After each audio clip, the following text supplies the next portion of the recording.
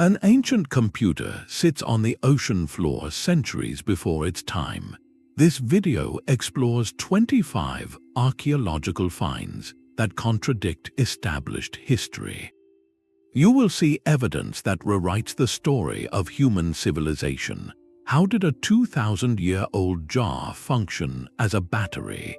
And who charted Antarctica centuries before its official discovery? What does our past reveal about the true limits of human ingenuity? That corroded lump of bronze from the seafloor held a secret far beyond its humble appearance. When researchers finally managed to peer inside its calcified layers, they were met with a miniature cosmos of precision engineering. The Antikythera Mechanism, as it came to be known, was not a simple tool. It was a complex assembly of at least 30 interlocking bronze gears, housed in a wooden case no larger than a modern shoebox. By turning a hand crank on its side, an ancient user could set the device in motion, and through a series of small display windows, watch the dance of the heavens unfold. It could predict the positions of the sun and moon, chart the phases of our lunar neighbor, and even forecast eclipses with remarkable accuracy. The most astonishing feature, however, was a system of gears that modeled the irregular orbit of the moon, a subtle motion known as lunar anomaly. This required a level of mechanical sophistication, specifically a concept called differential gearing, that historians believed was not invented until the 18th century in Europe. Here was a device from over 2,000 years ago, performing calculations that would stump most educated people for centuries to come. It speaks to a forgotten chapter of Hellenistic science, a period of intense inquiry where the lines between astronomy, mathematics, and craftsmanship blurred into something truly extraordinary. The existence of the mechanism forces a humbling question. It was not born in isolation. Such an intricate machine implies a tradition, a school of thought, and workshops capable of producing such marvels. How many other devices, perhaps even more advanced, were lost when the great libraries of the ancient world burned or fell into ruin? This single artifact redefines our perception of ancient Greek capability, suggesting their scientific zenith may have rivaled eras we consider far more modern. And if such advanced knowledge could emerge in one corner of the ancient world, only to be forgotten, it opens the door to a startling possibility. Perhaps other cultures, separated by vast oceans and millennia, achieved their own forgotten peaks. This thought carries us from the sun-drenched Mediterranean to the dense, mist-shrouded jungles of Central America, to another discovery that challenges the timeline of human achievement. Deep within the sands of what was once Mesopotamia, a different kind of mystery was unearthed. It was not a complex machine of gears, but a simple clay jar, roughly 2,000 years old. Its contents, however, were anything but ordinary. Inside, archaeologists found a copper cylinder, an iron rod, and a stopper made of asphalt. To a modern eye, the arrangement is instantly recognizable. If you were to fill this jar with an acidic liquid, something as common as vinegar or citrus juice, a chemical reaction would occur between the metals and the electrolyte. A small but measurable electric current would flow. This is the Baghdad Battery, a humble Parthian-era artifact that functions precisely as a primitive galvanic cell. The standard history of electricity credits Alessandro Volta with inventing the first true battery in the year 1800. Yet here, resting quietly in the soil for 2 millennia, was a working prototype. The purpose of this ancient power source is still debated. Some scholars suggest it could have been used for electroplating, to deposit a thin layer of gold or silver onto objects, a practice known from the region. Others propose it may have had a ceremonial or medical use, perhaps creating a mild tingling sensation for ritual purposes. But the function is almost secondary to the staggering implication. Someone 2,000 years ago possessed empirical knowledge of electrochemistry. They understood that specific materials, arranged in a specific way and combined with a specific solution, could generate this invisible force. It was not magic but applied science. This artifact blurs the line we so confidently draw between ancient myth and proto-scientific experiment. It forces us to reconsider what ancient workshops might have been capable of, and what knowledge was considered commonplace enough to be encoded in such a simple, utilitarian object. If the principles of electricity were being tinkered with in ancient Iraq, and advanced mechanics were being perfected in ancient Greece, it paints a picture of a classical world far more technologically curious than our textbooks often allow. This pattern of isolated, advanced knowledge pushes our search further, to a discovery that suggests these ancient innovators may not have been working in isolation at all, but within a world far more connected than we ever imagined. The idea of ancient electricity and intricate mechanics hints at a world of lost knowledge, but what if that knowledge extended to the very shape of our planet? In the year 1513, an Ottoman admiral and cartographer named Piri Reis completed a world map on a sheet of gazelle skin. This was no ordinary chart of its time. It depicted coastlines with a startling precision that should not have been possible. The map accurately shows the western bulge of Africa and the eastern coast of South America. Yet its most baffling feature lies far to the south.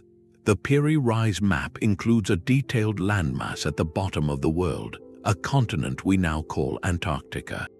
The problem is stark. Antarctica was not officially sighted by European explorers until the year 1820, over 3 centuries after this map was drawn.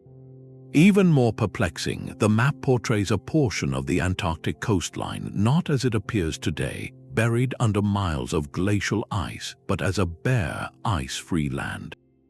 Geological evidence tells us the last time Antarctica could have been seen in such a state was thousands of years ago, at the end of the last ice age. Admiral Reis himself wrote notes on the map, stating he compiled it from many source charts, including some he described as dating back to the time of Alexander the Great. This admission points to a library of ancient maps, now lost to history, that contained geographical knowledge far beyond what any culture of the 15th century was supposed to possess.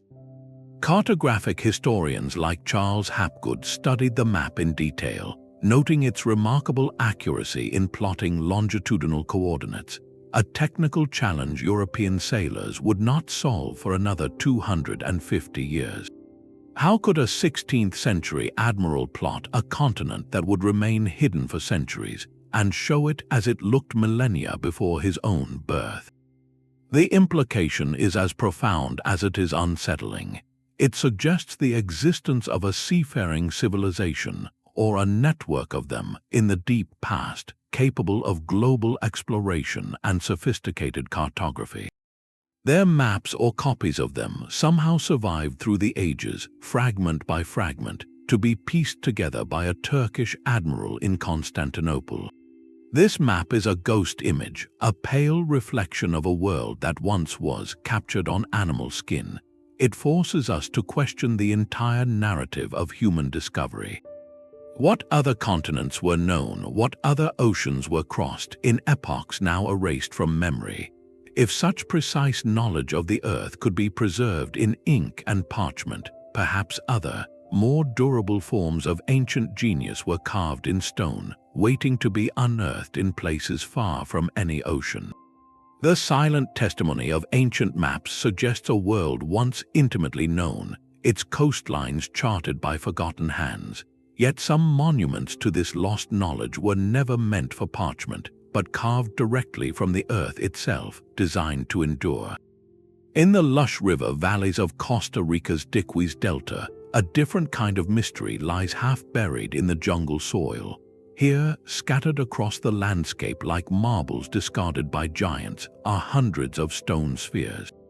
These are not rough, natural boulders. They are meticulously crafted artifacts, some reaching over 15 tons in weight, created by a pre-Columbian society more than 1,000 years ago. Their smooth, almost impossibly round surfaces gleam under the tropical sun, a testament to a purpose we can only guess at. Were they celestial markers aligned to track the movements of the sun and stars? Could they have been symbols of power and status, arranged in patterns around the homes of important leaders? Or perhaps they served as territorial markers, silent sentinels defining sacred or communal spaces. Their true function faded with the culture that made them, leaving behind only these enigmatic forms. The enduring puzzle lies not just in their purpose but in their perfection. Crafted from hard granite, these spheres exhibit a geometric precision that defies easy explanation. Modern measurements reveal deviations from a perfect sphere of only a few millimeters across their entire surface. Achieving this level of accuracy without modern tools seems a monumental challenge. Archaeologists like John Hoops have studied these spheres extensively, noting the profound difficulty of shaping such resilient stone to such a smooth, spherical form using only stone hammers and other primitive tools. The process would have required not just immense patience and skill, but a sophisticated understanding of geometry and symmetry. It implies a transfer of knowledge, a tradition of craftsmanship where artisans learned to see the perfect sphere hidden within a block of rough stone and knew exactly how to reveal it. This was no accidental creation, it was the product of deliberate, refined technique. These silent orbs stand as monuments to a technological prowess that traditional histories often overlook. They echo a theme we are beginning to see repeated across the globe and across time. Pockets of advanced skill emerging in cultures we label as primitive. The spheres challenge our assumptions about what was possible, reminding us that technological sophistication is not always a linear march forward. Sometimes it appears in brilliant, isolated flashes, its methods lost when the culture that nurtured it passes into memory. The craftsmanship required to shape granite to such perfection speaks of a deep, hands-on wisdom of materials. But what happens when the material itself becomes the mystery? Our search for these flashes of impossible knowledge leads us from the sun-baked stones of Central America to a small, dark object that should not exist at all, crafted from a substance that would not be invented for hundreds of years. A perfect sphere carved from granite speaks of a culture mastering its physical world. But what happens when the object itself defies the very timeline of that world? In the arid mountains of California in 1961, a group of rock collectors made a discovery that would become a legendary case in the annals of archaeological oddities. While searching for geodes, those rough stones that hide beautiful crystal cavities inside, they found a particularly promising specimen. Expecting the glitter of quartz or amethyst, they carefully cracked it open. Inside the hardened nodule was not a natural crystal formation, but a mechanical object. It appeared to be a modern spark plug, encased in what seemed to be ancient stone. The collectors claimed that geological testing dated the surrounding nodule to an astonishing 500,000 years old. This was the birth of the Costa artifact mystery, an object that seemed impossibly out of place. How could a component of 20th century internal combustion be sealed inside a mineral formation that predated modern humanity itself? The story ignited fierce debate and captured headlines, becoming a classic example of what researchers call an OOP art, an out-of-place artifact. These are objects that appear in a geological stratum or archaeological context where they simply should not exist, according to established historical understanding. The Costa find suggested a jaw-dropping possibility that a technology from our own era, or something eerily similar to it, existed in a distant epoch. It forced a confrontation between two narratives, one of a radical, forgotten technological past, and another of a more mundane explanation waiting to be uncovered. As often happens with such sensational finds, closer scrutiny followed. Independent investigators and later analyses proposed a different story. The object inside was indeed identified as a spark plug, likely a champion model from the 1920s. More critically, geologists pointed out that the hard casing around it was not necessarily a half-million-year-old geode, but a concretion, a lump of mineral matter that can form relatively quickly around a foreign object, especially in conditions like a desert environment where minerals precipitate from groundwater. A spark plug lost in a dry creek bed decades earlier could, in theory, become encased in such a stony shell in a much shorter time frame. While this explanation satisfied many mainstream scientists, it did not entirely extinguish the intrigue. The Costa artifact endures as a powerful cultural lesson. It demonstrates how a single, unexplained object can challenge our deepest assumptions about geological dating and technological history. It pushes experts and enthusiasts alike to ask harder questions, to refine their methods, and to remain open to revising timelines, even if the revision ultimately corrects an initial error. The case is a reminder that the pursuit of historical truth is a process of rigorous questioning, where the allure of a mystery must be balanced by patient investigation. Not every anomaly rewrites history, but each one tests the strength of the history we have written. This careful scrutiny prepares us to evaluate discoveries where the evidence is carved not in quick-forming stone, but in the very bedrock of the earth itself, like a set of footprints preserved where no human should have been walking. A spark plug encased in stone tests our methods, but a hammer found inside solid rock seems to defy the very laws of time itself. In 1936, along the banks of a creek near London, Texas, a chance discovery created a mystery that has echoed through decades. While on a family outing, a young girl named Emma Hahn found a curious piece of rock with a bit of wood protruding from it. When her father broke the stone open, he revealed a perfectly preserved hammer, its wooden handle partially petrified and its iron head firmly embedded within what was identified as Cretaceous limestone, a rock formation dated to well over 100 million years old. The image is jarring, a tool from a human workshop seemingly locked in stone from an age when dinosaurs roamed the earth.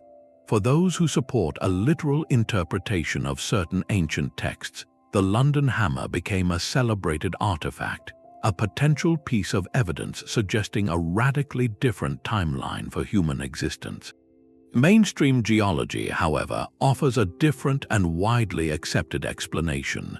Geologists point to a natural process known as concretion. In this process, minerals dissolved in groundwater can precipitate and harden around any foreign object, forming a solid, stone-like casing relatively quickly, especially in certain chemical environments. A hammer lost in a creek bed a few centuries ago could, under the right conditions, become encased in such a concretion, giving the false appearance of being as ancient as the surrounding bedrock. This process of rapid mineralization is well documented and can create startlingly convincing illusions. Yet, even within this more conventional explanation, a curious detail persists. Analysis of the hammer's iron head revealed a peculiar metallurgical composition.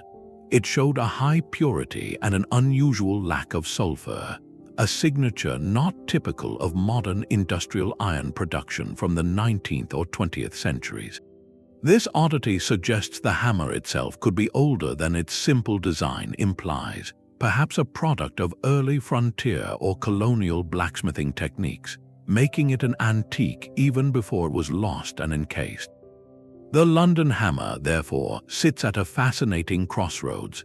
It forces a crucial discussion about context in archaeology and geology.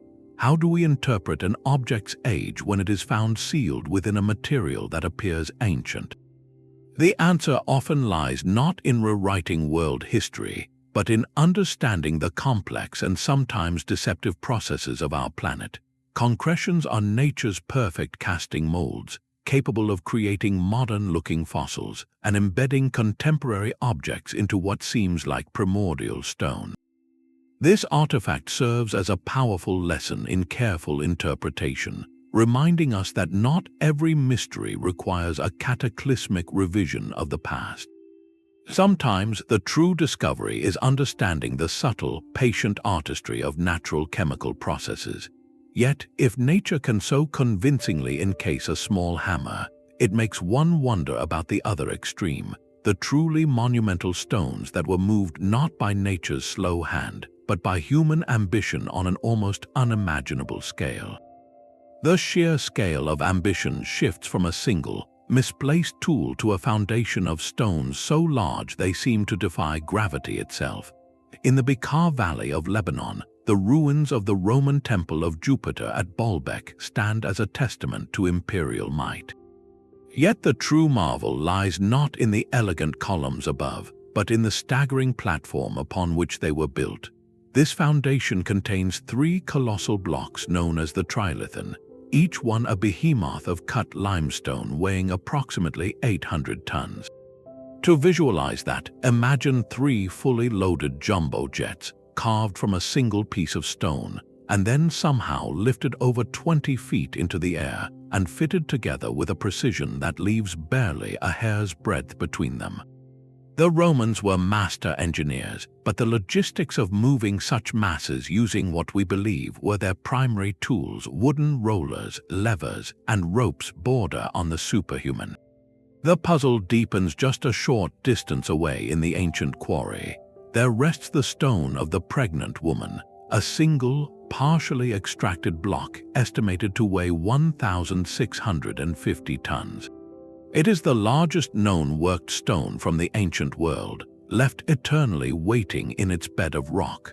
The question is not just how they planned to move it, but how they even conceived of quarrying such a monolith in the first place.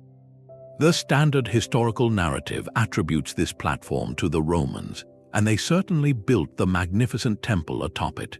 However, the sheer, overwhelming scale of the foundation stones has led many researchers to a different speculation. Could the Romans have been building upon a much older, pre-existing site?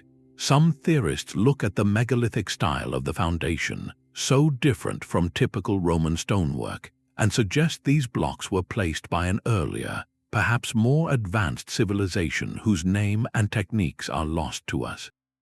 The Romans, finding this indestructible platform already in place, simply adopted it for their own grand project. Whether it was Roman ingenuity or a legacy of a forgotten people, the engineering challenge remains almost incomprehensible. How do you transport a stone heavier than a naval destroyer's anchor for nearly a mile from the quarry to the temple site, over uneven terrain, and then lift it into perfect position?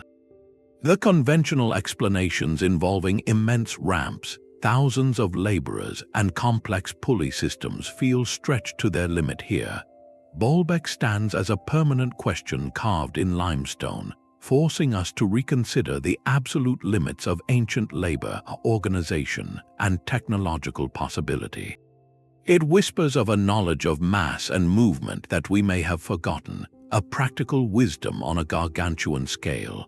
If such monumental effort could be exerted above ground, it makes one wonder what equally determined hands might have carved out in the secret darkness below, creating not temples to the sky, but vast, hidden shelters within the earth itself.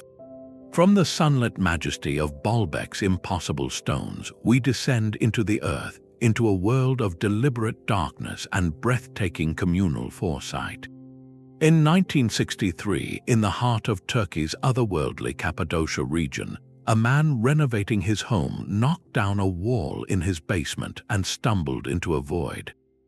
That void led to another and another, revealing not a simple cellar but the uppermost level of a lost metropolis. This was Derinkuyu, an entire underground city carved with astonishing precision from the region's soft volcanic rock, known as tuff.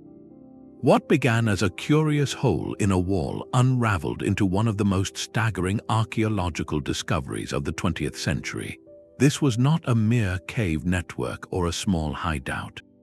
Derinkuyu is a vertical labyrinth descending over 200 feet into the earth, a self-contained world capable of sheltering an estimated 20,000 people, along with their livestock, food supplies, wine presses, and even their places of worship and education. It was a civilization in miniature, built not upward toward the sky, but downward into the safety of the bedrock. The engineering behind this subterranean refuge is what transforms it from a fascinating hideaway into a monument of ancient genius. The architects of Derinkuyu solved the critical problems of underground life with elegant, practical solutions.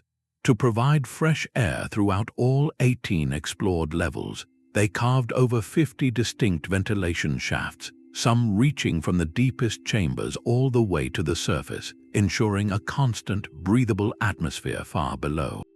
Water was supplied by deep, protected wells, tapping into the same groundwater that flowed on the surface. Security was paramount, addressed by a system of massive, circular stone doors.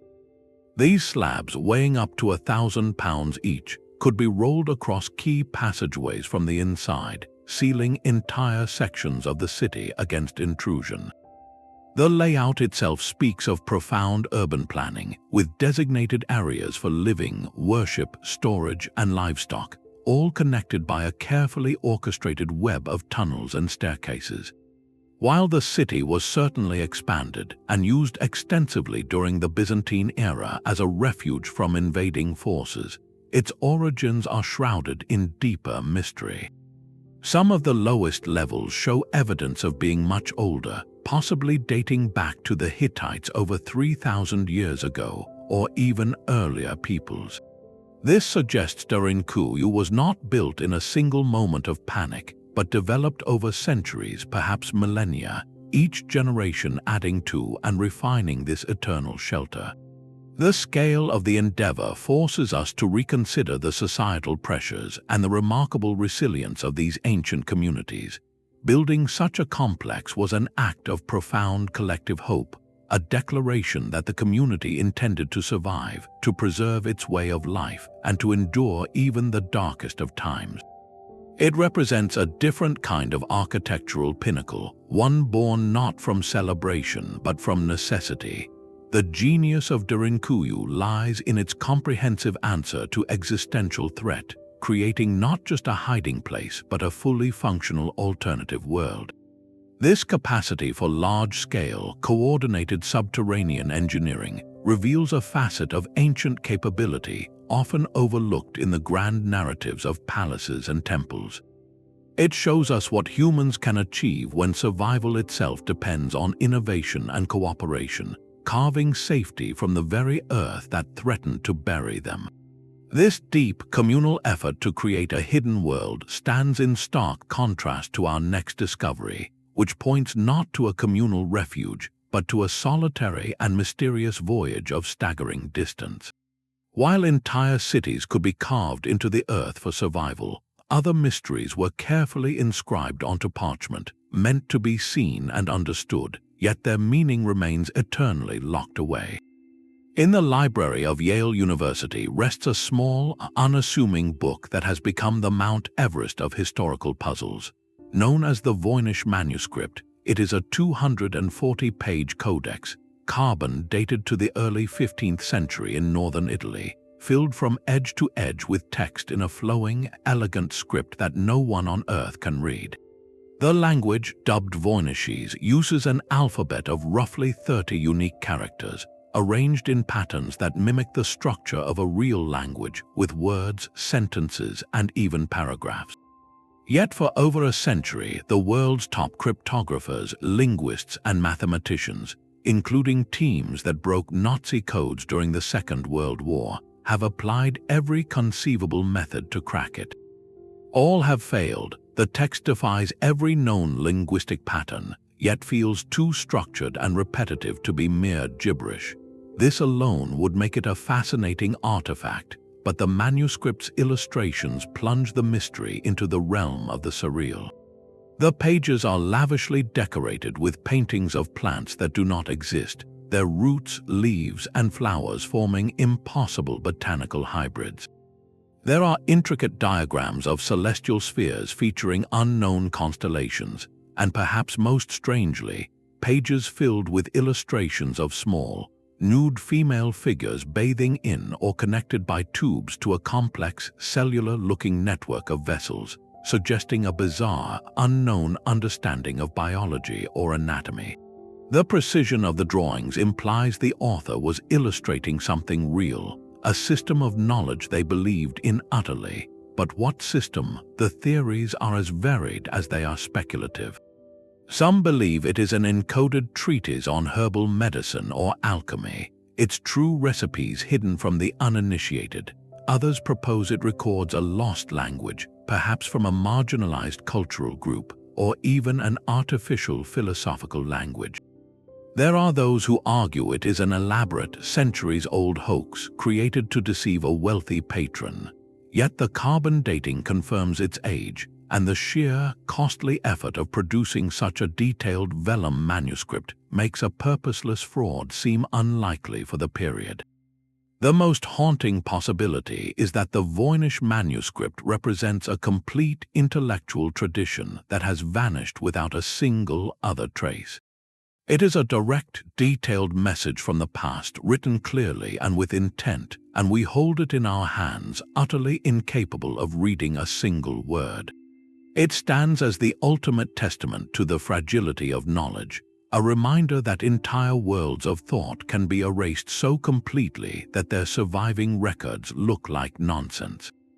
This profound disconnect, this visible yet incomprehensible code, mirrors another ancient mystery, one not written in ink but etched across a remote landscape in lines so vast they can only be understood from the sky. A written code we cannot decipher is one thing, but a message drawn across an entire desert is another. Far to the south, in the arid plains of Peru, the Nazca culture left a different kind of manuscript, one written not on vellum but on the very skin of the earth. Created over 2,000 years ago, the Nazca Lines are a sprawling gallery of geoglyphs, immense drawings etched into the dark desert pavement by the simple act of removing the reddish surface stones to reveal the lighter soil beneath.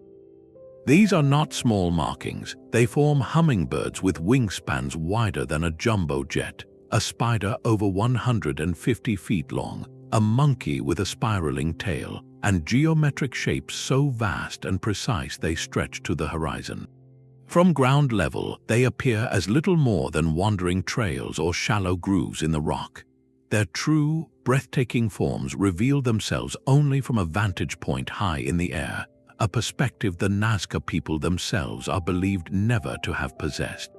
This simple fact has fueled generations of speculation, from theories of ancient hot air balloons to ideas of extraterrestrial landing strips.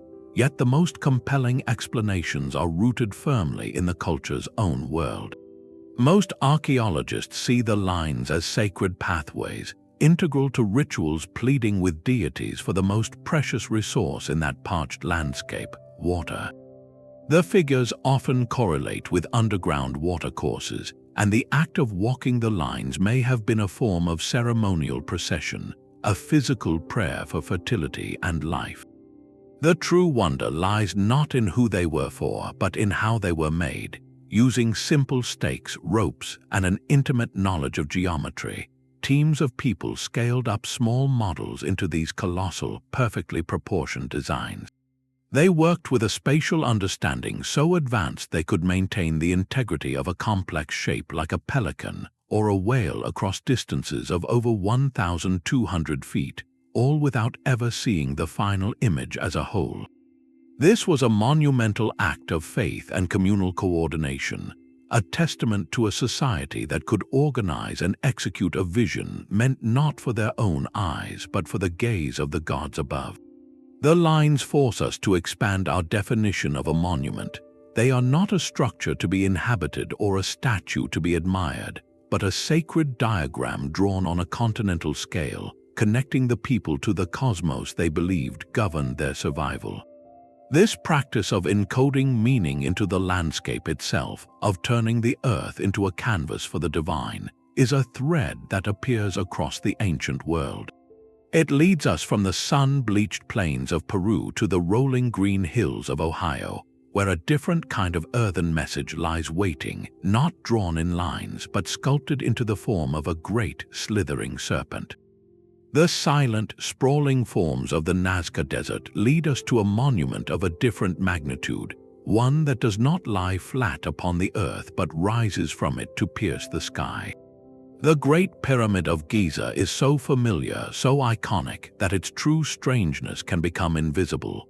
We see it as a grand tomb, a symbol of pharaonic power, and in doing so, we often miss the chilling precision embedded in its 2,300,000 stone blocks.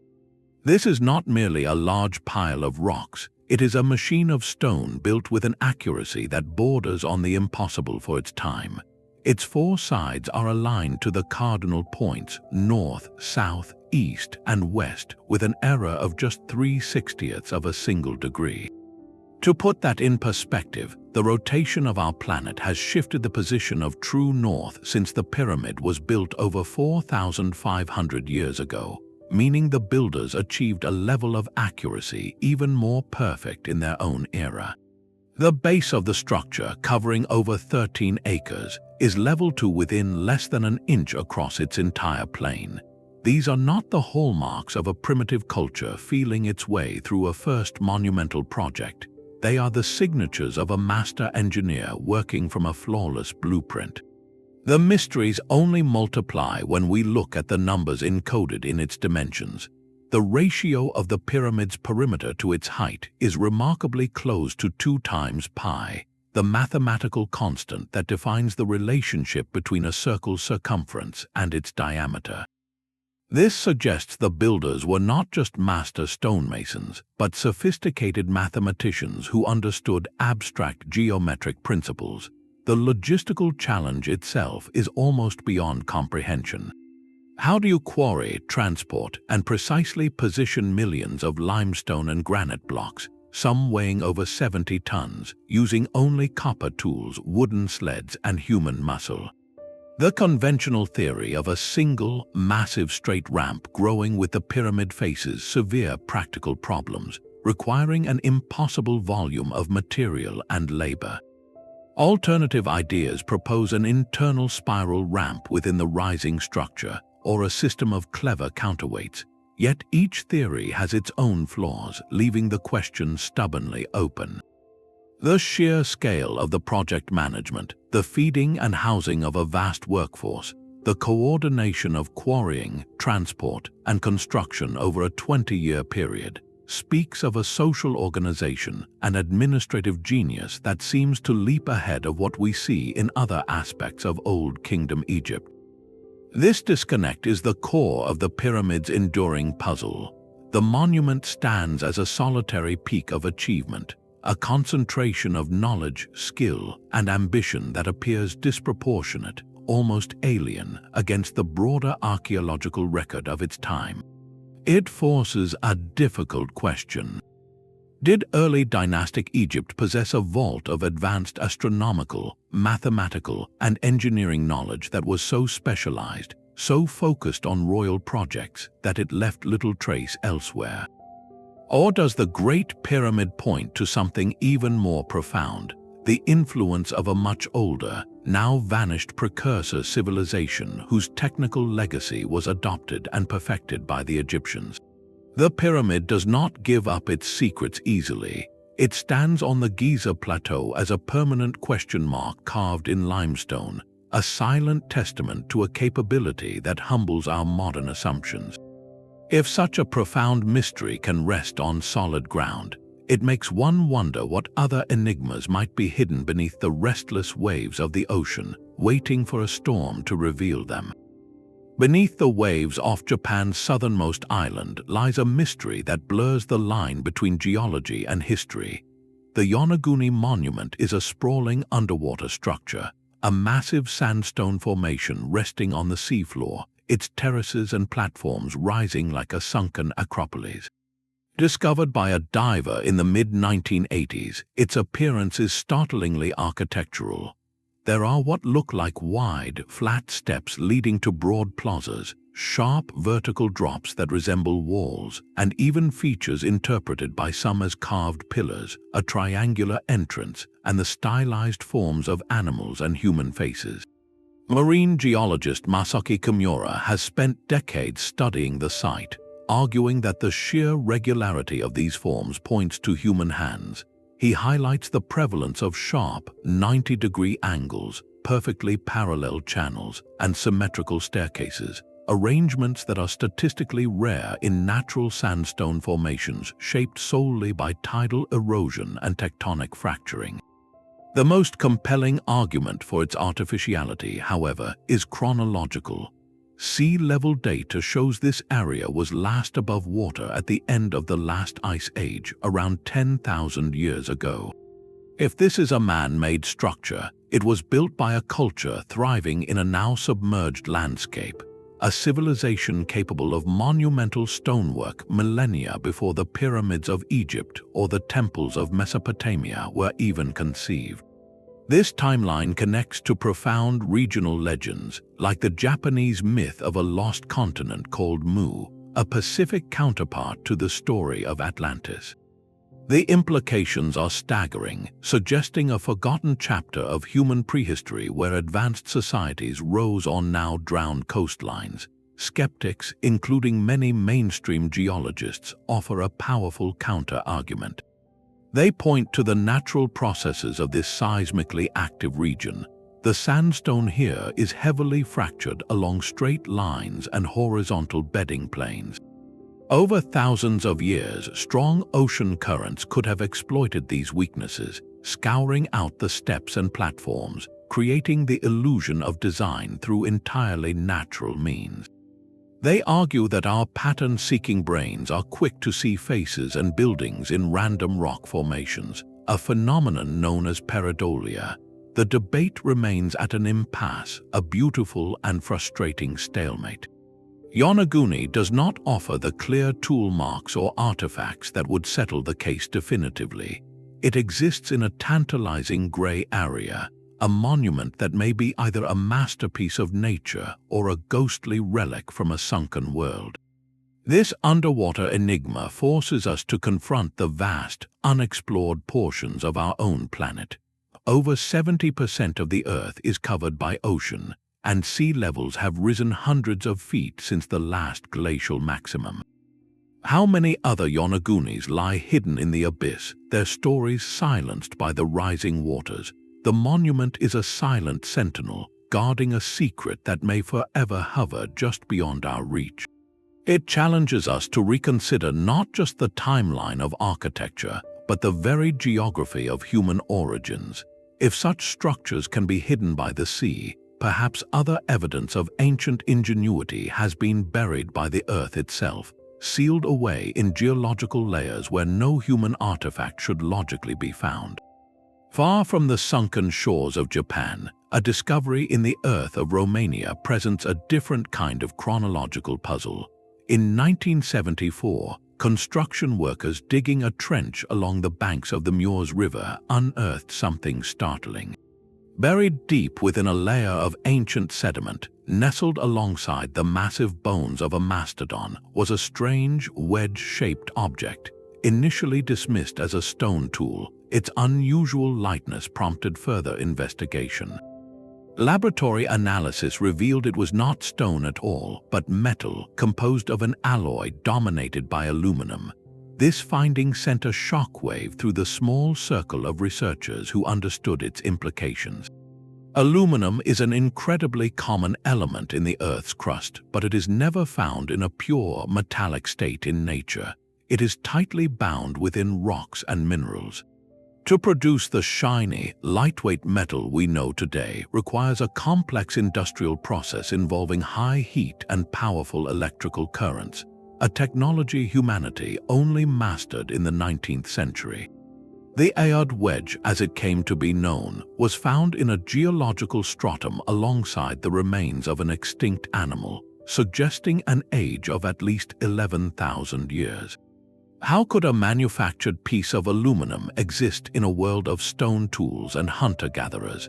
the immediate and most likely explanation offered by mainstream archaeology is one of intrusion. Perhaps the object is not ancient at all, but a piece of 20th century machinery, like the tooth from a modern excavator or a part from a World War II aircraft, that somehow worked its way down into the older layer through a crack, a burrowing animal's hole, or even during the initial construction work itself. This process, where a newer object contaminates an older archaeological layer, is a known challenge in the field. Yet, proponents of the artifact's authenticity point to its thick, consistent layer of oxidation, suggesting it had been buried and corroding for a very long time, not just a few decades. The debate over the Aiud Wedge is less about proving a forgotten aluminum industry and more about the rigorous detective work required in archaeology. It forces experts to scrutinize every detail of a find's context, the soil matrix, the placement of surrounding objects, and the possibility of disturbance. This artifact stands as a perfect storm of tantalizing evidence and plausible doubt. It is a cautionary tale about jumping to extraordinary conclusions, but also a permanent question mark. What if, against all odds, it is genuine? What if it represents a singular, anomalous event, a fragment of knowledge or material that arrived from somewhere or someone else? This metallic mystery primes us to examine other ancient objects with impossible compositions, where the material itself tells a story that does not fit the accepted timeline. The mysteries of misplaced metals and lost alloys find a proud and permanent home in the heart of India. In Delhi, a quiet courtyard holds a testament to ancient metallurgical genius that has withstood the test of time in the most literal sense. The Iron Pillar of Delhi rises over 23 feet into the sky, a single, seamless column of wrought iron forged in the 4th century, over 1,600 years ago. What makes this monument extraordinary is not its size or its age alone, but its pristine condition. In a climate of punishing heat and monsoon rains, a place where modern steel rusts and crumbles within decades, this ancient pillar stands virtually untouched by corrosion. Its surface bears a smooth, dark gray patina, but beneath that lies solid, uncorroded metal. The inscription circling its base glorifies a mighty king, Chandragupta II, but the pillar's true legacy is written in its molecular structure, a secret recipe lost for centuries. Modern scientific analysis has revealed the pillar's defense mechanism. The ancient Indian ironsmiths who crafted it used a forging process that resulted in an unusually high phosphorus content and a very low sulfur content in the metal. This specific chemical composition, combined with the dry atmospheric conditions of Delhi, allowed the pillar to develop a thin, protective layer called a passive film. This film, only microns thick, acts as an invisible shield, preventing oxygen and moisture from attacking the iron beneath. It is a perfect, self-sustaining form of protection engineered over a millennium and a half ago. This was no accident. It represents a profound, empirical understanding of materials. These master metalworkers knew, through generations of trial, observation, and refined technique, that iron from certain ores worked in a certain way would yield a monument for the ages. They achieved a feat of passive protection that modern science did not fully comprehend until the 20th century with the invention of stainless steel. The pillar stands as a quiet rebuke to the idea of linear, uniform progress across the globe. It shows that technological sophistication could reach astonishing heights in specific places, for specific purposes, and then that precise knowledge could fade, waiting to be rediscovered by a later era. This mastery over materials, this ability to make the very elements of the earth obey a long-term vision, reflects a societal capacity for planning and foresight that extended far beyond the forge. It speaks to a civilization thinking in centuries, not just seasons. This same forward thinking, this architectural intelligence applied to enduring community needs, manifests on an even grander scale in the ruins of a city that seems to have been designed by a modern urban planner. A civilization that could forge iron to last millennia clearly understood the value of order and foresight. This same principle of advanced planning manifests not in a single pillar, but in the very blueprint of an entire city. Mohenjo-Daro, one of the great centers of the Indus Valley civilization, thrived along the banks of a mighty river over 4,500 years ago. What archaeologists uncovered there was not a haphazard collection of huts, but a metropolis of startling modernity. Its streets were laid out in a precise grid pattern, a north-south, east-west orientation that speaks of centralized authority and meticulous surveying long before the Romans made such planning famous. The buildings were constructed from standardized, kiln-fired bricks of uniform size, a consistency that implies regulation and mass production. But the true genius of Mohenjo-Daro flowed beneath the streets. The city possessed one of the world's first comprehensive urban sanitation systems. A network of covered brick drains ran alongside the main avenues, collecting wastewater from homes that often featured indoor bathing areas and chutes for waste. These covered sewers connected to larger channels, all designed with careful slopes to ensure flow and access points for maintenance.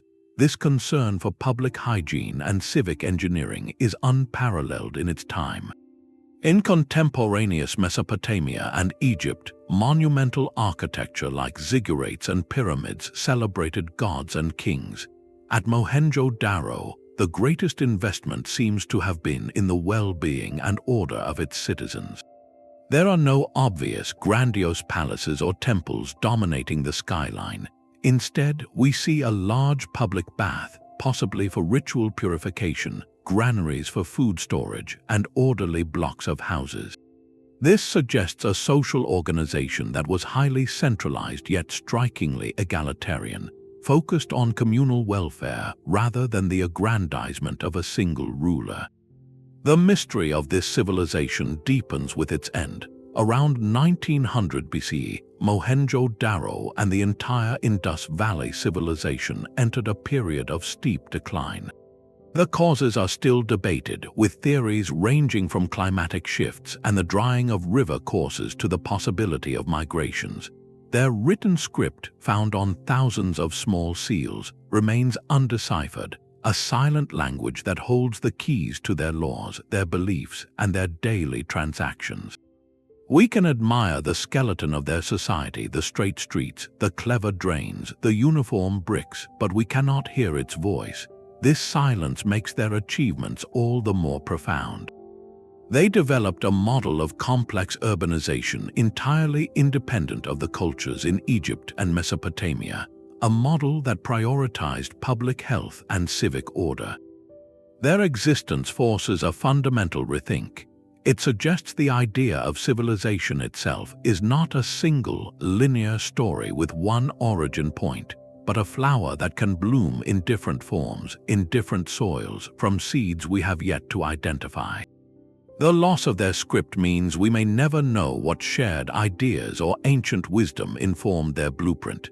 This pattern of a sophisticated culture speaking in a tongue we cannot understand echoes another find, one where the language is not inscribed on clay seals, but woven into the very fabric of a strange, otherworldly map.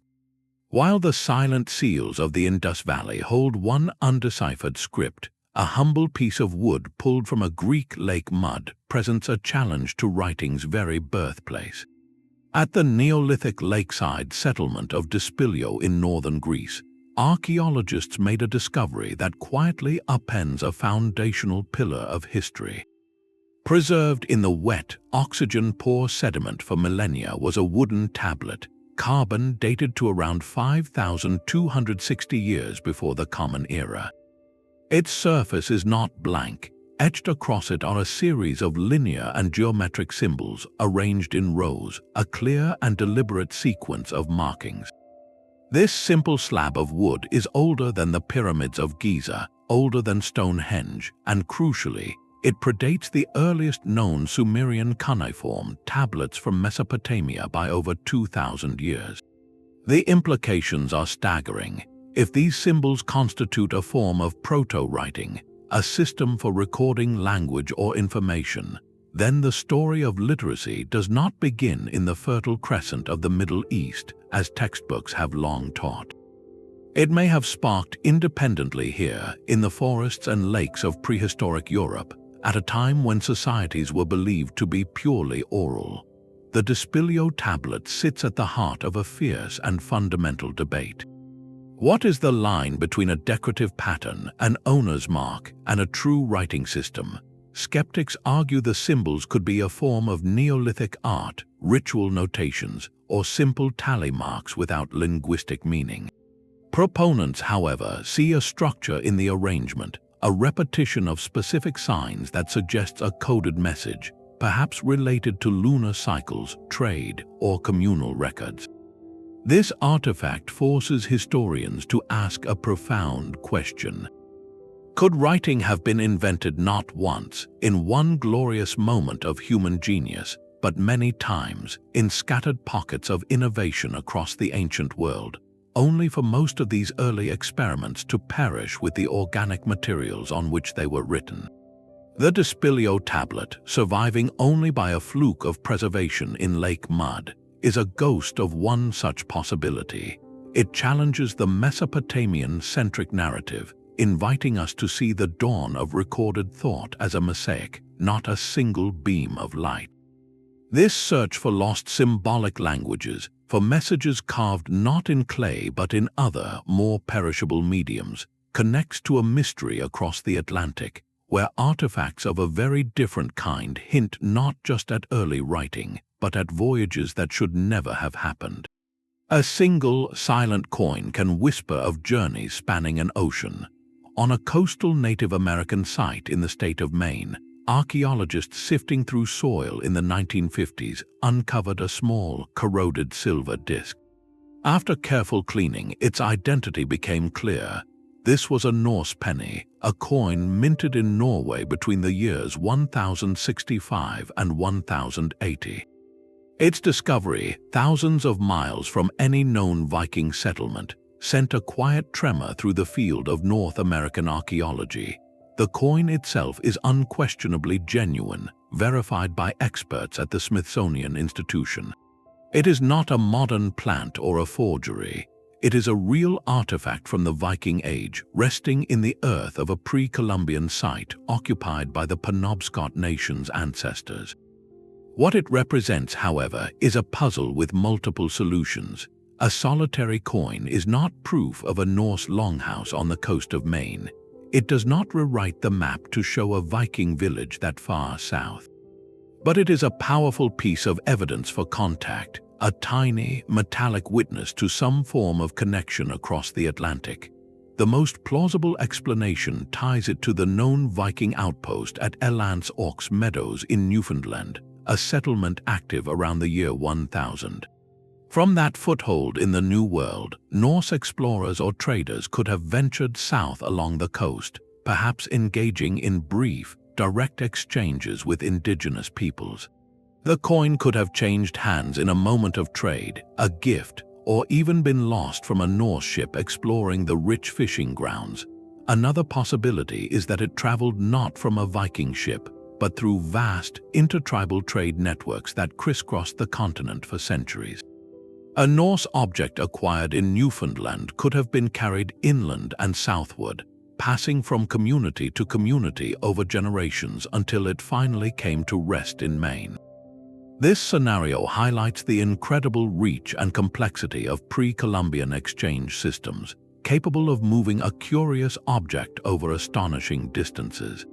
Regardless of its precise journey, the Maine Penny fundamentally challenges an older, isolationist view of the Americas before Columbus. It suggests the Atlantic was not an absolute barrier, but a space where sporadic, chance encounters could and did happen. These brief meetings may have left little more than a story, a tool, or a single coin behind, fragile echoes of contact that faded from collective memory. This tangible artifact encourages us to look more carefully at other anomalous finds scattered across the continent, objects that seem out of place and time. It asks us to reconsider whether other stories of distant visitors, often dismissed as myth, might contain a kernel of truth carried on the tide. The coin's silent testimony points us toward another, far more contentious discovery, one not of metal but of stone, and its message is carved in a script that has ignited debate for over a century. A single coin suggests fleeting contact, but a carved stone implies a message meant to last. In 1889, a team of researchers excavating a burial mound in Bat Creek, Tennessee, uncovered a small, inscribed stone nestled among other artifacts. For decades, it was catalogued as a curious example of Native American symbolism and largely forgotten. Then, in the 1970s, a startling reinterpretation emerged. A researcher examining the inscription proposed it was not a random pattern, but a form of ancient Paleo-Hebrew script, a writing system used in the Middle East around 2,000 years ago. When held in a specific orientation, the characters seemed to spell out a phrase translated as for Judah. The implications were explosive. If authentic, this humble stone could be physical evidence of Semitic peoples, perhaps Phoenician traders or even lost Israelites, reaching the heart of North America centuries, if not millennia, before Columbus. The idea instantly fueled speculation about transoceanic voyages long excluded from mainstream history. Mainstream archaeology, however, responded with profound skepticism. Critics pointed out the stone was discovered by a group affiliated with the Smithsonian Institution during a period when interest in mound builders and exotic origins was high, a context ripe for potential hoaxes. They argued the inscription could be a coincidence of natural weathering or even a modern fabrication, its lines carved to resemble ancient script after the fact. The characters, while visually similar to Paleo-Hebrew, are also simple enough that they could emerge from natural fractures or be the product of a forger with access to a book on ancient alphabets. This intense debate makes the Bat Creek stone a perfect case study in the immense difficulty of authenticating a lone, out-of-context inscription, without other, corroborating examples found in a secure archaeological layer. The stone exists in an evidentiary vacuum.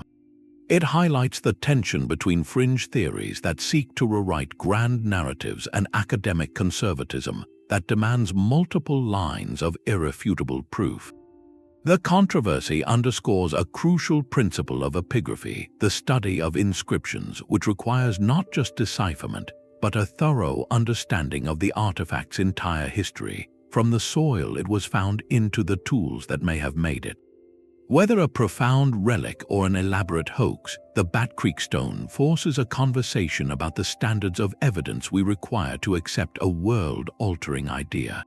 It reminds us that the desire to find connections across ancient oceans must always be tempered by meticulous, disciplined scrutiny.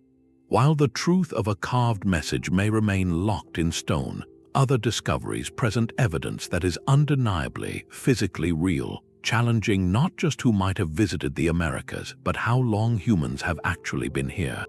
The debate over a single carved stone hinges on interpretation, but the evidence in the Mojave Desert is written in the very geology of the landscape.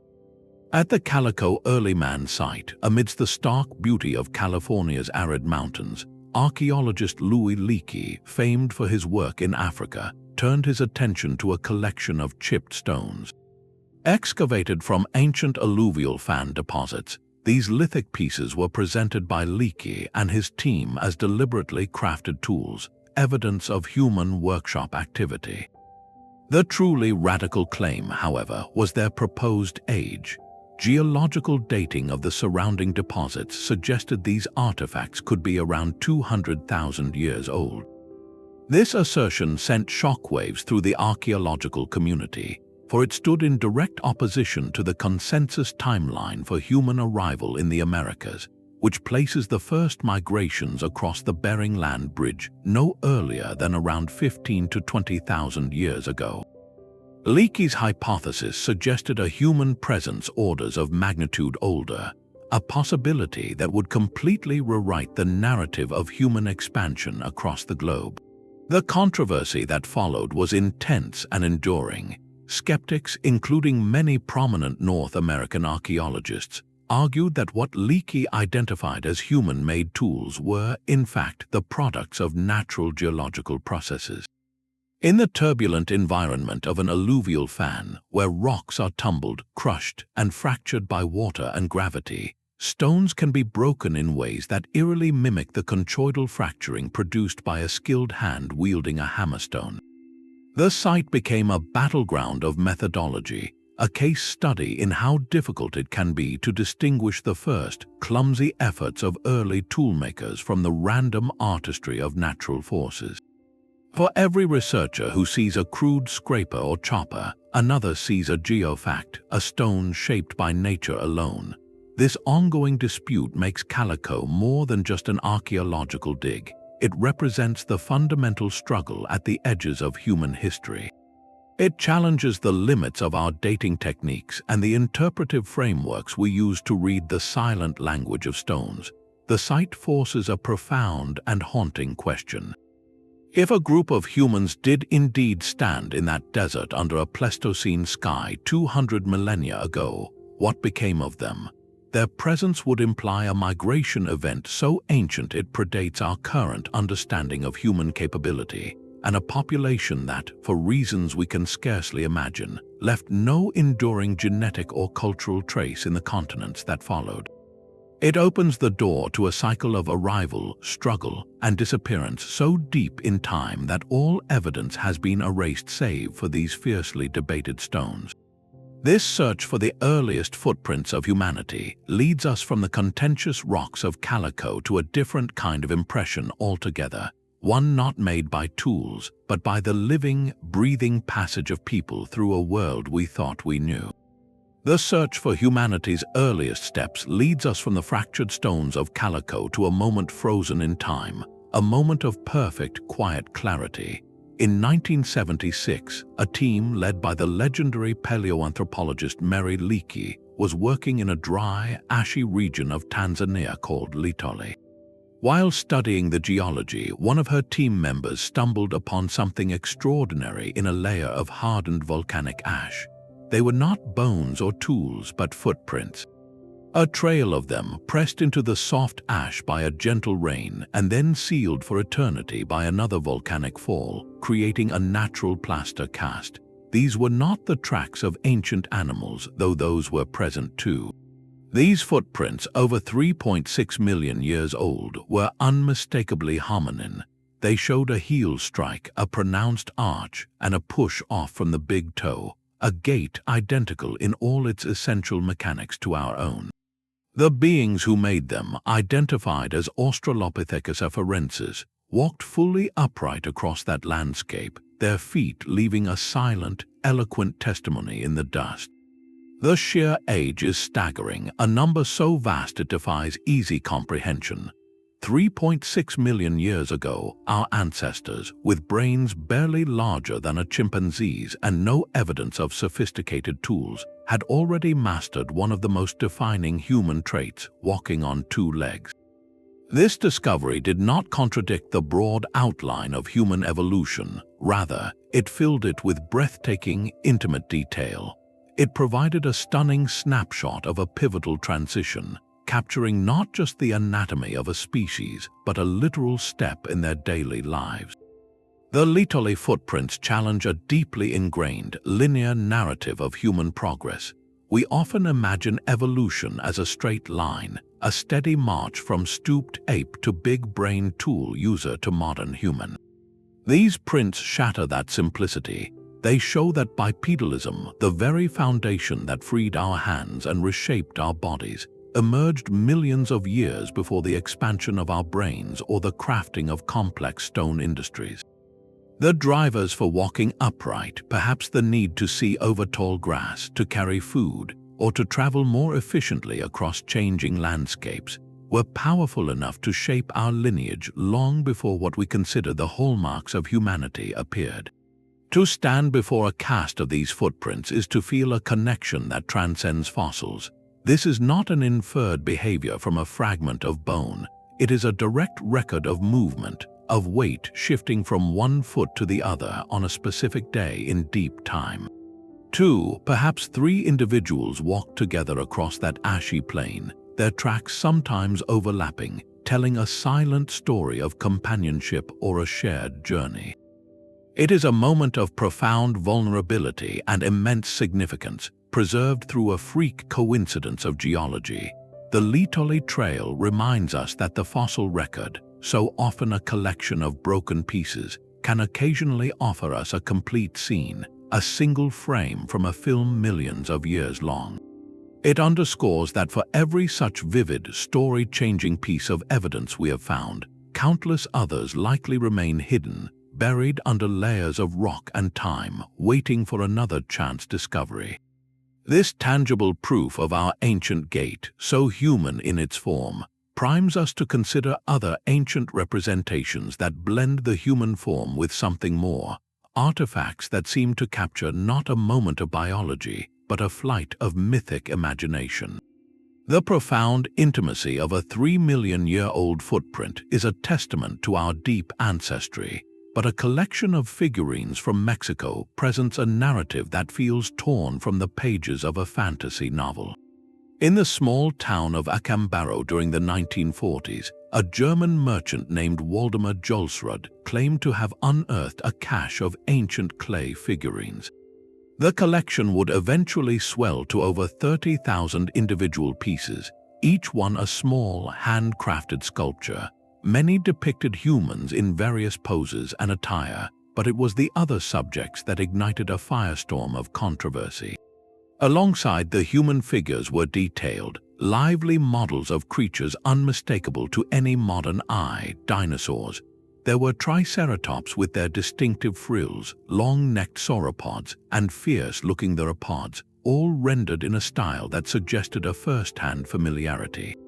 Jolsrud insisted these were genuine prehistoric artifacts, buried for millennia, and if true, they would represent the most earth-shattering evidence imaginable, proof that humans and dinosaurs walked the earth together, a notion that upends everything we know about geological and evolutionary timelines.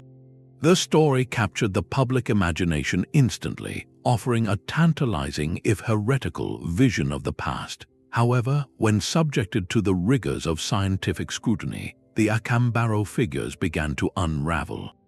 Archaeologists noted the clay showed no signs of weathering expected from objects buried for thousands of years, and the figurines were remarkably clean, lacking the mineral deposits or patina of genuine antiquities. More damningly, thermoluminescence dating, a method that measures the last time clay was fired, was applied to samples from the figures. The results consistently pointed to a modern origin, with dates clustering in the 1930s and 40s, precisely the time they were being discovered. Stylistic analysis further revealed anachronisms, with some dinosaur depictions mirroring illustrations from popular science books of the early 20th century, more than any conceivable ancient observation. This case stands as a masterclass in why authentication is the bedrock of archaeology. The Acámbaro figures are almost universally regarded by experts as an elaborate hoax, likely created by local artisans and planted for Jolsrud to find, perhaps driven by a desire for income or notoriety. Yet their persistence in popular culture is a powerful phenomenon. They continue to be cited in books and documentaries that challenge mainstream science, illustrating how a compelling story, especially one that overturns established wisdom, can be incredibly resilient even in the face of overwhelming contradictory evidence. The figures speak less to a lost history of dinosaur riders and more to a very human history of our desire for mystery, our skepticism of authority, and the complex ways myth can be manufactured. They serve as a crucial reminder that in the search for truth, the allure of a world-changing idea must always be balanced by the patient, often unglamorous work of verification. This careful process of separating genuine mystery from clever fabrication prepares us to examine a final artifact, one whose authenticity is not in serious doubt, but whose silent, metallic presence poses a question about human ingenuity that echoes across an even deeper abyss of time. A simple piece of linen can hold the weight of centuries of faith and inquiry. The Shroud of Turin is a length of cloth measuring about 14 feet long that bears the faint, haunting imprint of a man who appears to have suffered injuries consistent with historical accounts of Roman crucifixion. For countless believers, it is a sacred relic, the actual burial cloth of Jesus Christ, its image a divine testament. For science, it presents one of the most stubborn and fascinating puzzles in the history of artifact analysis. In 1988, a team of laboratories performed radiocarbon dating on a small sample of the shroud. Their results converged on a date range between the years 1260 and 1390, squarely within the medieval period.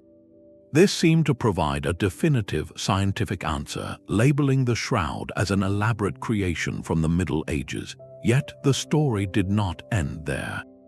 Critics of the dating pointed to potential contamination. The shroud had survived a fire in the 16th century, which could have introduced carbon from smoke and water used to extinguish the flames, skewing the results toward a younger age.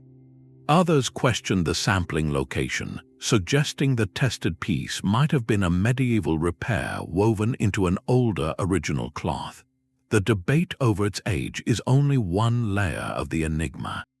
The image itself is baffling. It is not painted with any known pigment. Instead, the coloration exists only on the very topmost fibers of the linen threads, a superficial change akin to a scorch or a chemical alteration.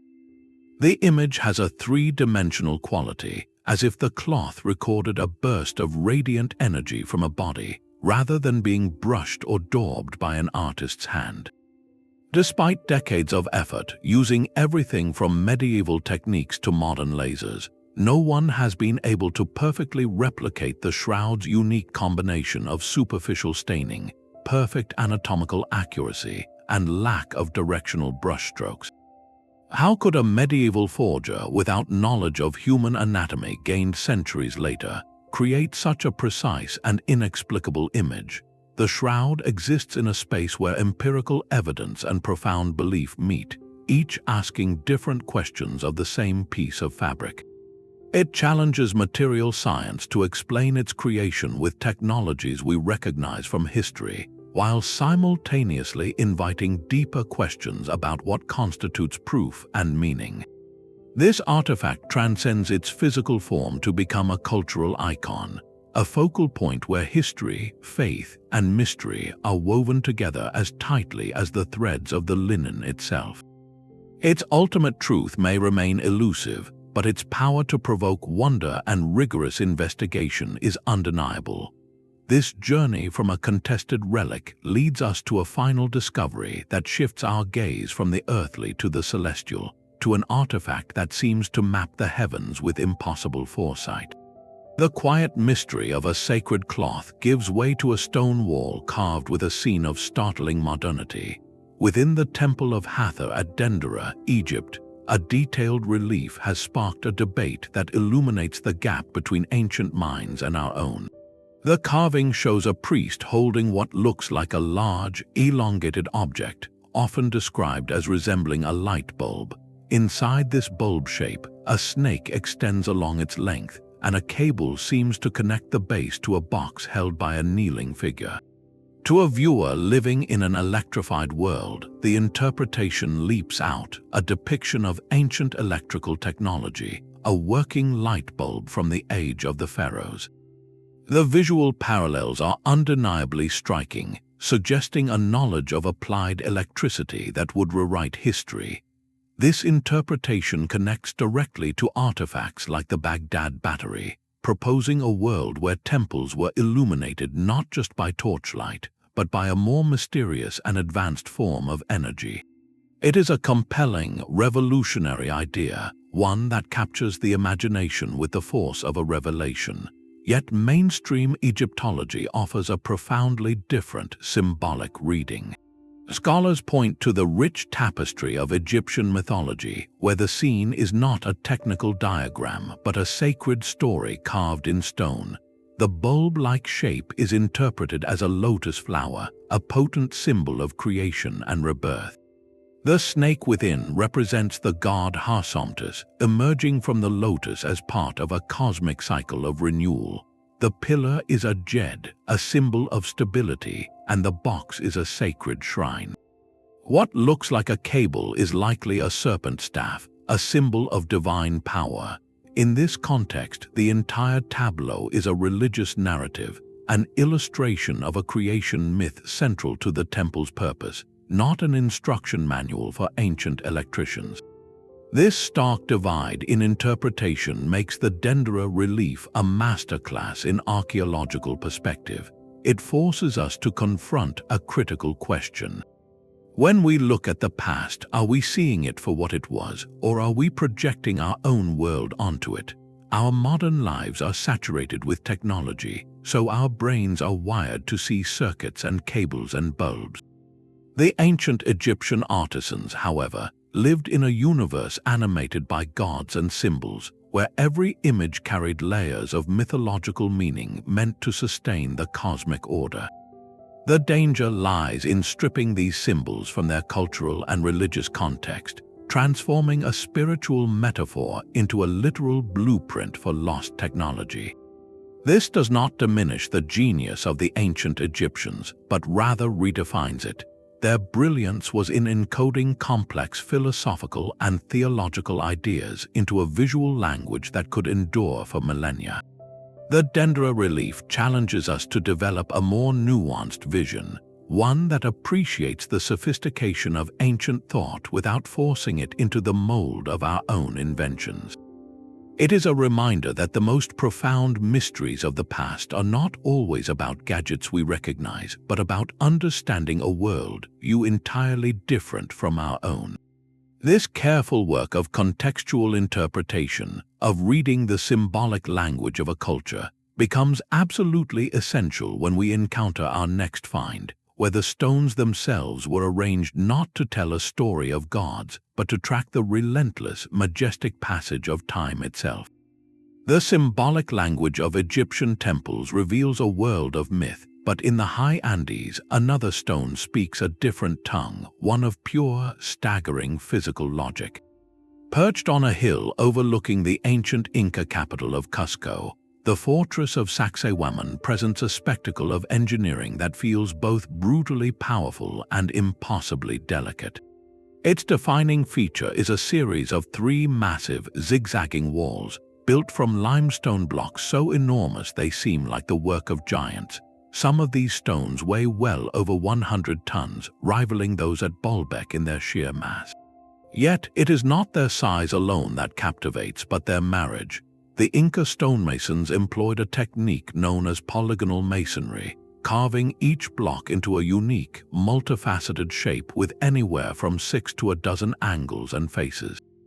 These stones were then fitted together like the pieces of an immense 3-dimensional jigsaw puzzle, locked in place by gravity and precision alone. The joins are so exact, so seamlessly interlocked, that even today you cannot slide the blade of a razor between them. This was construction without mortar, relying entirely on the perfection of the cut and the genius of the fit. The walls curve and serpentine, following the natural contours of the hill, creating a structure that is not only formidable, but also remarkably resilient to the earthquakes that frequently shake the region. The puzzle deepens when we consider the tools historians believe were available. The Inca are known to have used stone hammers, bronze chisels, and sand for abrasion. With these simple implements, how did they achieve such flawless, complex geometry? The process remains partially shrouded, but it speaks to a profound, empirical wisdom passed through generations of master craftsmen. They likely employed a method of trial fitting, repeatedly lowering a stone onto its intended neighbor, noting the high points of contact, and painstakingly grinding those spots down until the fit was perfect.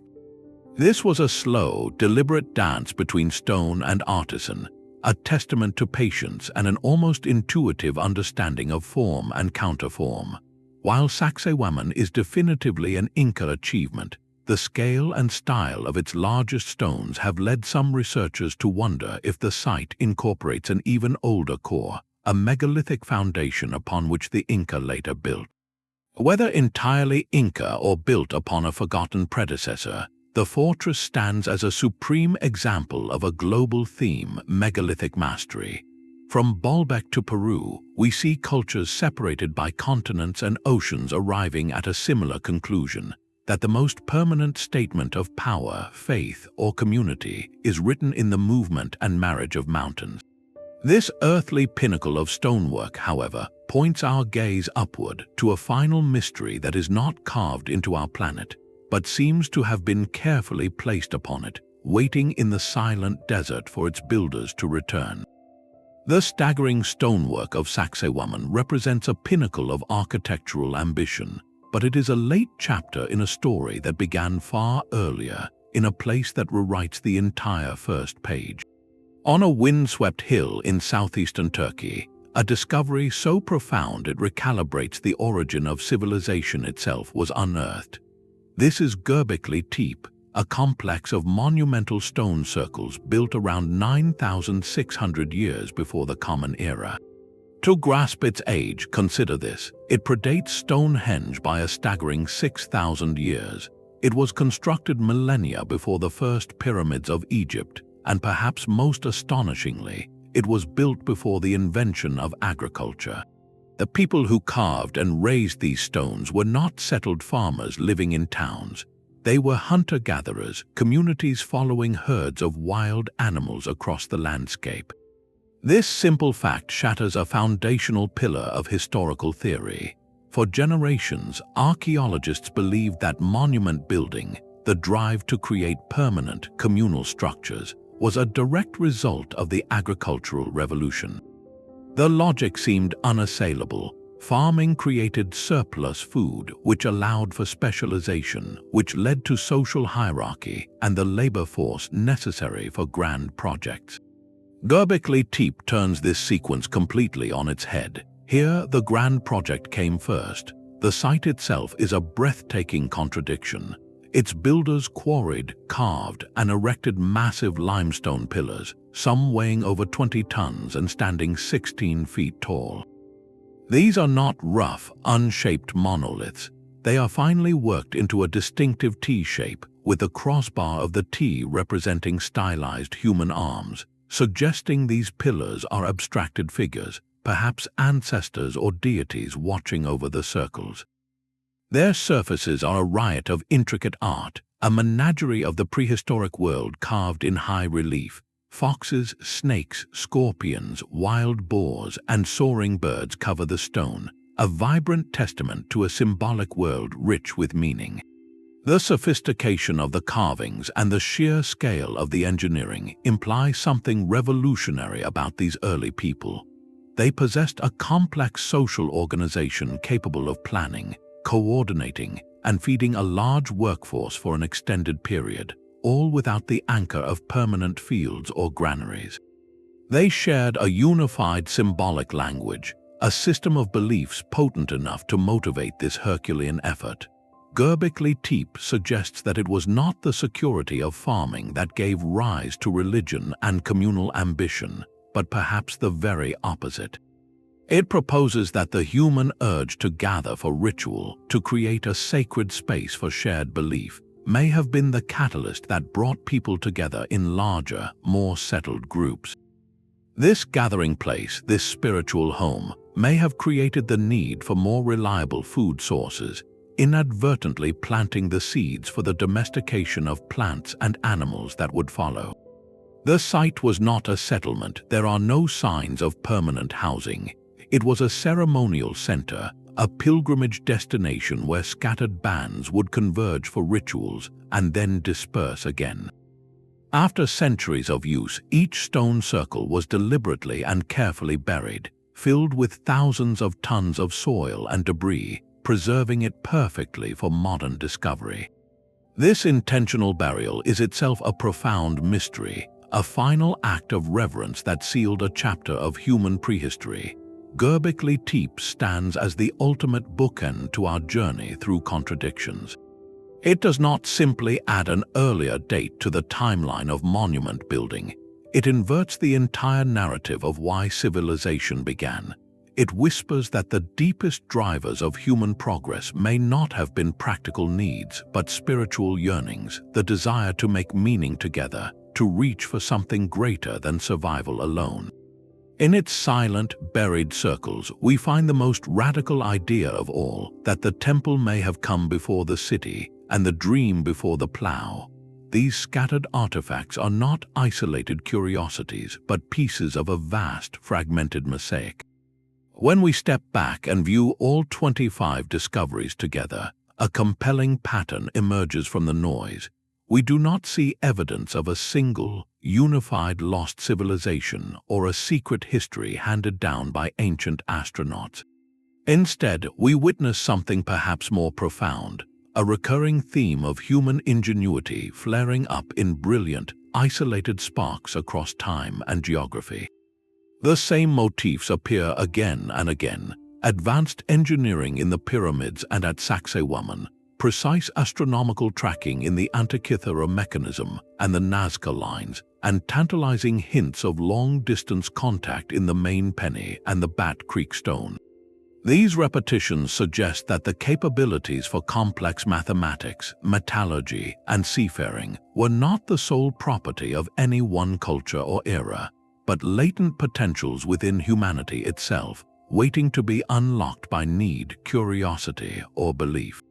This collective picture reveals a human past that is far more intricate, inventive, and interconnected than our streamlined textbooks often portray. It hints at a global tapestry of exploration and exchange, where ideas, or at least the inspiration for them, may have traveled along routes now erased by rising seas or shifting sands. The Piri Reis Map and the Yonaguni Monument whisper of coastlines and continents known to forgotten mariners, while the Dispilio Tablet suggests the birth of writing could have been a story with many beginnings, not just one. Rather than proving a single, monolithic alternative history, these finds illuminate the profound gaps and inherent biases in the archaeological record itself. History, as we know it, is written by what survives, by what was made of stone and metal, and by what was found in dry climates or sealed tombs. It is a story heavily weighted toward the winners, the settled agricultural societies that built in durable materials. The vast intellectual achievements of nomadic peoples, of cultures that wrote on bark or lived on now submerged shores, are almost entirely lost to us. Evidence is destroyed by time, misinterpreted by our own modern lenses, or simply still lies buried, waiting for a chance discovery. This is why the journey through these contradictions is not a call to abandon science, but to embrace its true spirit, a balance of rigorous skepticism and open-minded curiosity. We must apply the strictest methods to authenticate a find like the Costa artifact or the Acámbaro figures, readily accepting natural explanations when they are the most plausible. Yet we must also hold space for the genuine anomaly, the artifact that withstands all conventional challenges, like the Antikythera Mechanism or the Iron Pillar of Delhi. These objects teach us that our understanding of the past is not a fixed story, engraved in stone, but an ongoing investigation, a dynamic conversation between what we dig up and how we interpret it. Each new discovery, whether it confirms our theories or shatters them, is an invitation to rewrite a chapter we thought was complete, to look at the familiar map of human history and realize there are still whole continents of possibility waiting to be drawn. The past speaks to us not in a single, clear voice, but in a chorus of whispers and contradictions. Our journey through these 25 archaeological anomalies reveals a profound truth. History is not a sealed book, but a living dialogue between the past and the present. Each discovery, from the intricate gears of the Antikythera Mechanism to the staggering pillars of Göbekli Tepe, is more than a relic, it is a question.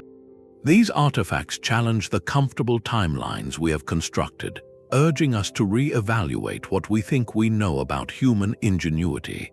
They invite us not to accept a ready-made story, but to participate in the ongoing detective work of understanding our own origins.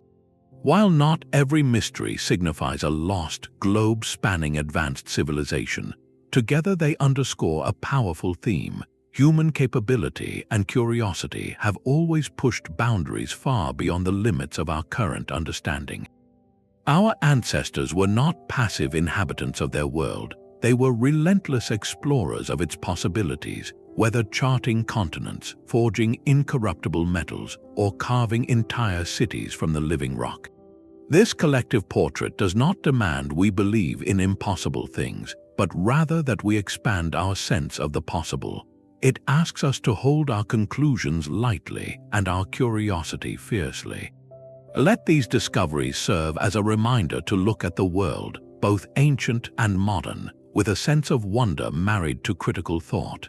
The next chapter of this story is being written every time a researcher brushes dust from a stone or a new technology peers into a sealed tomb.